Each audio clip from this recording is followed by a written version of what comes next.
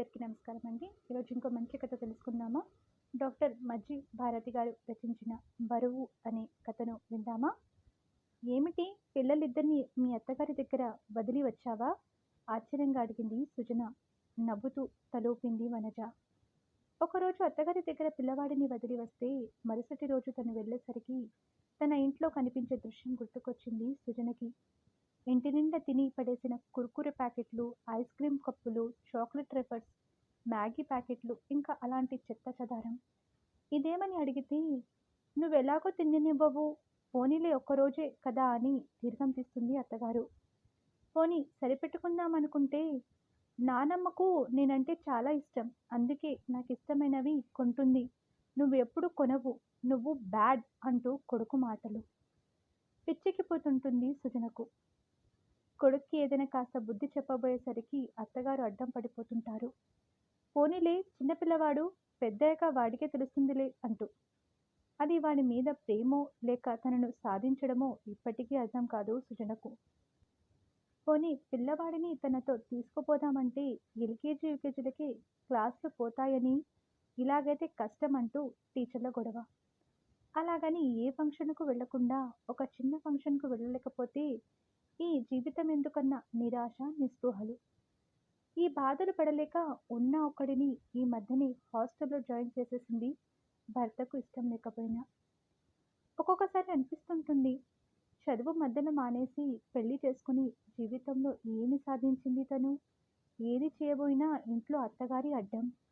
పోనీలే పెద్దావిడ అంటూ భర్త వత్తాసు.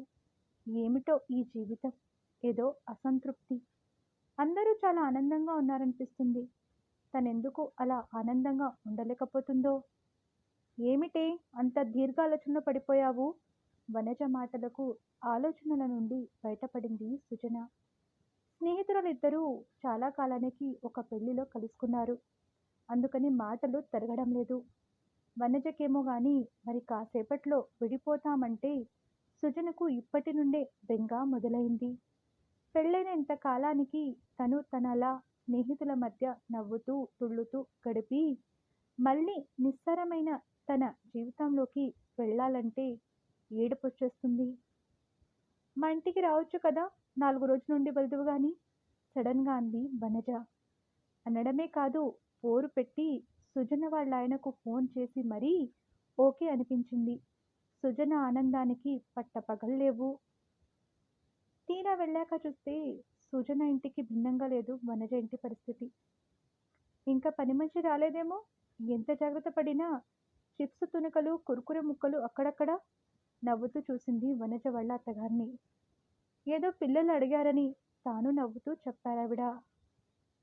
ఇంకో వారం వరకు వాళ్ళవి అడగకుండా చూడాల్సిన భారం మీదే మరి. నవ్వుతూ అత్తగారి మీద బాధ్యత పెట్టేసింది వనజ.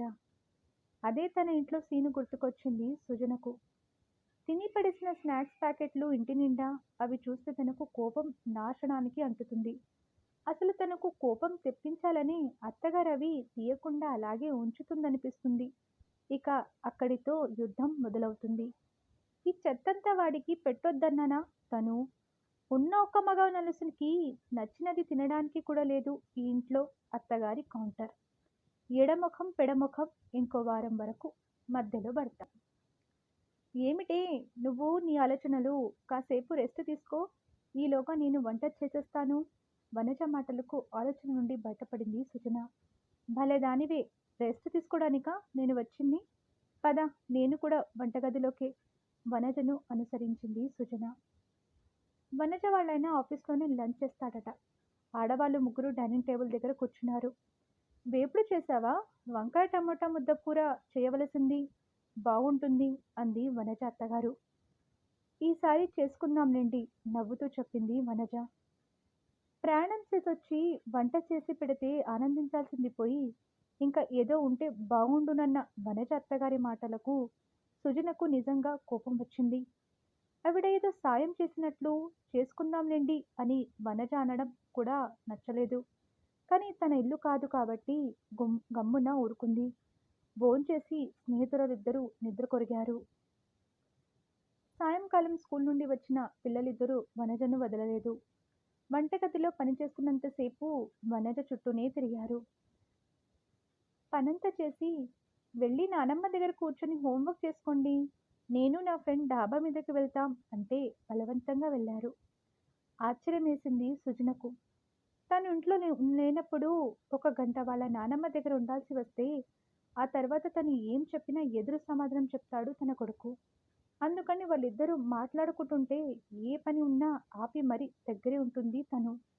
బహుశా వనజ వాళ్ళ అత్తగారు పిల్లలను చాలా బాగా చూసుకుంటారేమో తనలో తానే సమాధానపడింది సుజన. ఏమిటే ఎప్పుడూ ఆలోచనలో ఉంటున్నావు అన్న వనజ మాటలకు నవ్వేసింది. పిల్లల హోంవర్క్ అర్ధోక్తిలో ఆపింది సుజన. వాళ్ళు చేసుకుంటారులే, లేకపోతే తర్వాత చెప్తాను. మన ఏకాంతాన్ని ఎంజాయ్ చేద్దాంరా అంటూ డాబా మీదకు దారి తీసింది వనజ. మాటలు దిగటం లేదు స్నేహితులిద్దరికీ. భోజనాల సమయానికి కిందికి దిగక తప్పలేదు. నీ ఫ్రెండ్తో మాట్లాడుతుంటే డిస్టర్బ్ చేయడం ఎందుకని చెప్పలేదు. రమా విశాల్ సినిమాకి వచ్చారట. ఇక్కడే భోంచేసి కాసేపు మాట్లాడి వెళ్ళిపోతానని చెప్పింది. చావు కబురు చల్లగా చెప్పారు వనజ అత్తగారు. రమ వనజ ఆడపడుచు, విశాల్ ఆవిడ భర్త. ఈ మధ్యనే పెళ్ళైంది వాళ్లకు. దగ్గరలోనే ఉంటారు. భోజనానికి వస్తామన్న వాళ్ళు ముందే చెప్తే అందరితో పాటు వంట చేసేది కదా.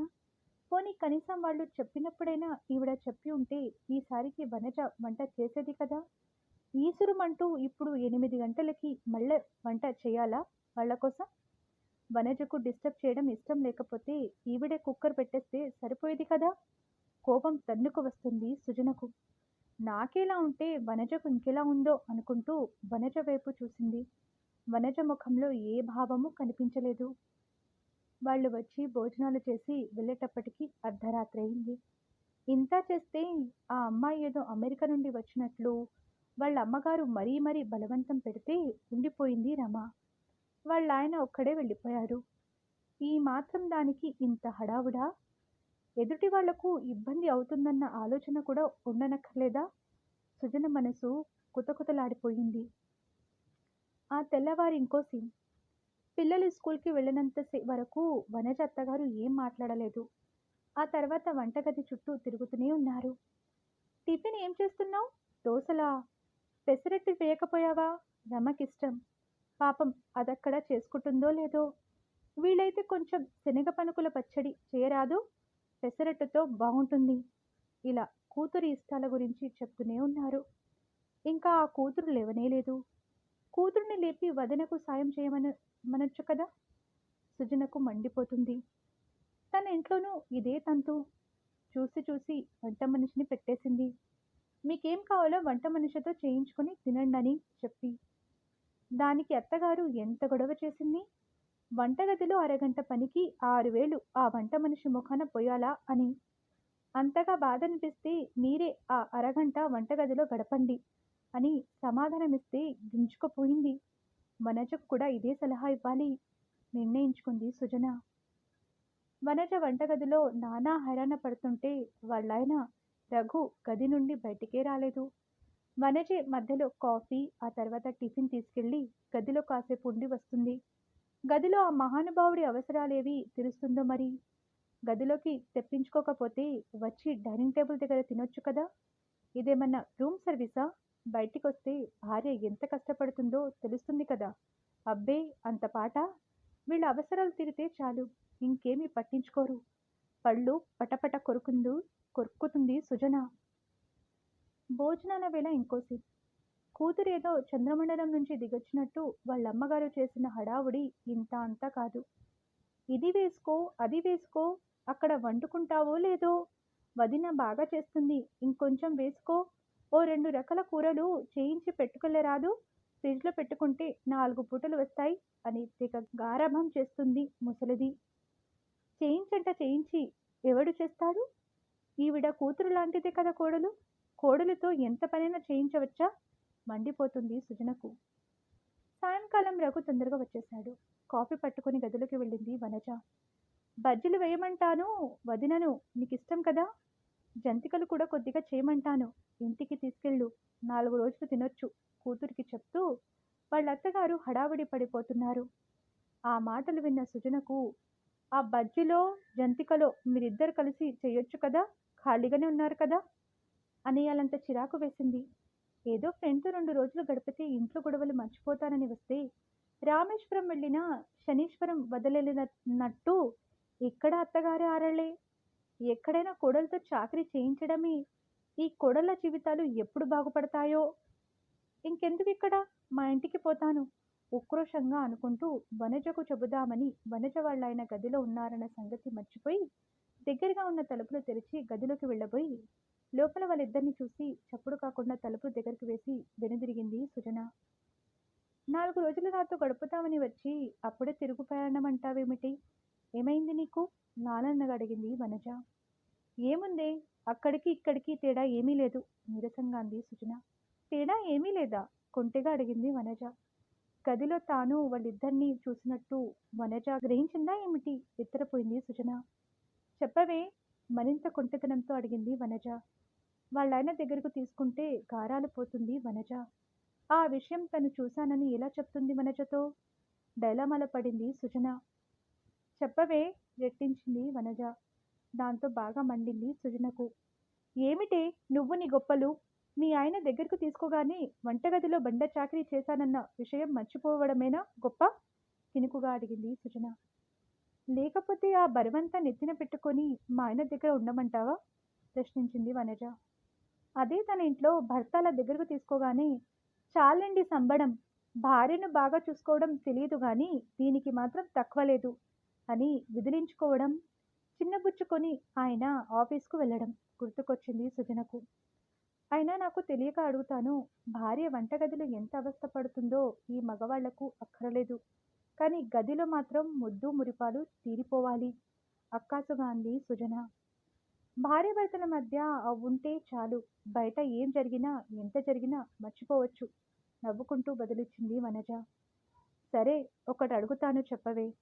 పనంతా నువ్వు చేసుకుంటుంటే మధ్యలో మీ అత్తగారు వచ్చి అది చెయ్యి ఇది చెయ్యని అంటుంటే నీకు కోపం రాదా? నాకైతే మండిపోతుంది. పాత జ్ఞాపకాలు గుర్తుకొచ్చాయేమో ఘాటుగా అడిగింది సుజన. కోపం తెచ్చుకొని నా మూడ్ నేను పాడు చేసుకోలేను. వాళ్ళేదో అన్నారని వీళ్ళేదో అన్నారని ఆవేశపడుతూ ఆ బరువంతా నా నెత్తిన పెట్టుకొని నా ఆనందాన్ని పాడు చేసుకోను. మా అత్తగారు నన్నేదో అన్నారని నేను అనుకుంటే అది నా నెత్తిన బరువై కూర్చుంటుంది. పెద్దావిడ చాదస్తానికి ఏదో అన్నారులే అనుకుంటే ఆ మాట దూది పింజలా తేలిపోతుంది. ఇన్నాళ్ళు అందరికీ వండిపెట్టిన మనిషి ఇప్పుడేదో తినాలని అనుకుంటే ఓపికన్న రోజు వండి ఓపిక లేనప్పుడు తర్వాత చేసుకుందామంటే మన సొమ్మేం పోతుంది? ఆవిడ మాట కొట్టేయలేదని ఆవిడ సంతృప్తి పడతారు. బదులిచ్చింది వనజ. ఇంకో మాట అడుగుతాను చెప్పవే? మీ పిల్లలు మీ అత్తగారి దగ్గర ఉంటే ఆవిడ వాళ్ళకి నీ మీద లేనిపోనివి చెప్తారన్న భయం నీకుండదా? మనసులోని సందేహాన్ని వెలబుచ్చింది సుజన. పిల్లలకు చిన్నప్పటి నుంచి మంచేదో చెడేదో నేర్పిస్తే ఎవరేం చెప్పినా వాళ్ళు పట్టించుకోరు. అన్ని రకాల మనస్తత్వాల వారితో మెలిగేలా, ఎవరైనా చెడు చెప్తే గ్రహించుకునేలా పిల్లలను మానసికంగా సిద్ధం చేయాలి. అప్పుడు పిల్లలు ఎవరి దగ్గరున్నా ఏ భయమూ ఉండదు. అయినా మా అత్తగారు నాకేమైనా శత్రువా? నా మీద చాడీలు చెప్పడానికి? నవ్వుతూ అంది వనజ. మీ ఆడబడుచు అలా కూర్చుని ఉంటే ఆవిడకు అన్నీ చేసి పెట్టాలంటే నీకేమీ అనిపించదా? మనసులో దాచుకోలేక అడిగింది సుజన. చెప్పాను కదా, అలా ఆలోచించి ఆ బరువును నా నెత్తి మీద పెట్టుకొని మొయ్యను నేను. 4 రోజులు పుట్టింట్లో ఉండి వెళ్ళిపోయే వ్యక్తి గురించి ఎక్కువగా ఆలోచించి నా బుర్ర పాడు చేసుకోను ఖచ్చితంగా చెప్పింది వనజ. ఇంకో మాట, మీ అత్తగారు ఆడపడుచు నీకేమీ సాయం చేయకుండా పనంతా నీ మీద పడేసినా ఏమి అనని రఘు దగ్గర మామూలుగా ఎలా ఉండగలుగుతున్నావు? సందేహాన్ని వెలబుచ్చింది సుజన. భార్యాభర్తలిద్దరే ఉన్నప్పుడు వాళ్ళ మధ్య ఇంకే విషయము చొరబడకూడదు. కాసేపు వాళ్ళిద్దరూ అన్ని విషయాలు మర్చిపోవాలి. అప్పుడే వాళ్ళు సంతోషంగా ఉండగలరు. మన జీవితాన్ని మనకిష్టమైన రీతిలో మలుచుకోవాలన్నది నిజమే. అయితే అత్తగారిల్లు అంటే అందులో భర్తతో పాటు అతని తల్లిదండ్రులు, తోబుట్టిన వాళ్ళు కూడా ఉంటారన్న విషయాన్ని గుర్తుపెట్టుకొని మెలిగితే ఏ ఇబ్బంది ఉండదు. వనజ మాటలు విని ఆలోచనలో పడింది సుజన. పని ఎక్కువైందని వంట మనిషిని పెట్టింది. 2 పిల్లలైతే చేయడం కష్టమని ఒకడితో సరిపెట్టుకుంది. ఉన్న ఒకడు మాట వినడం లేదని హాస్టల్లో పెట్టింది. అయినా తను ఆనందంగా లేదు. ఏదో అసంతృప్తి. తన ఇంట్లో పరిస్థితులే వనజ ఇంట్లో కూడా. అయినా వనజ ఆనందంగా ఉంది. 2 పిల్లలను చూసుకుంటూ కూడా మరి తేడా ఎక్కడ ఉంది? అత్తగారు, ఆడపడుచు వాళ్ళని మాటలు, వాటి గురించి నిరంతరం ఆలోచిస్తూ, వాటికి ప్రాధాన్యతనిస్తూ, ఆ ఆలోచన బరువు కింద నగిలిపోతుంది తాను. అత్తగారు ఏదైనా అంటే పెద్దావిడలే అని ఈజీగా తీసుకోవడం మర్చిపోయి, ప్రతిక్షణం తను బాధపడుతూ వాళ్ళని బాధపెడుతుంది. వాళ్ళలా ఎందుకన్నారు? ఎందుకలా మాట్లాడుతున్నారు? అని గింజుకోవడం మాని, తను ఎలా ఉంటే సరిపోతుందో వనజను చూస్తే అర్థమైందిప్పుడు. ఇంకొకరి చేతలు మన జీవితాలను ప్రభావితం చేయకూడదన్న ఆలోచన రావడంతో మనసు తేలికై ఇంటి మీదకి దృష్టి మళ్ళింది. ఇంకోసారి మళ్ళీ వస్తానులేవే, ఈరోజు మా ఇంటికి వెళ్ళిపోతాను. శాంతించిన మనసుతో బ్యాగ్ చేతిలోకి తీసుకుంటూ చెప్పింది సుజన. మీకు ఈ కథ నచ్చితే లైక్ చేయండి, షేర్ చేయండి. మరిన్ని మంచి కథల కోసం మన ఛానల్ని సబ్స్క్రైబ్ చేసుకోండి. ధన్యవాదములు.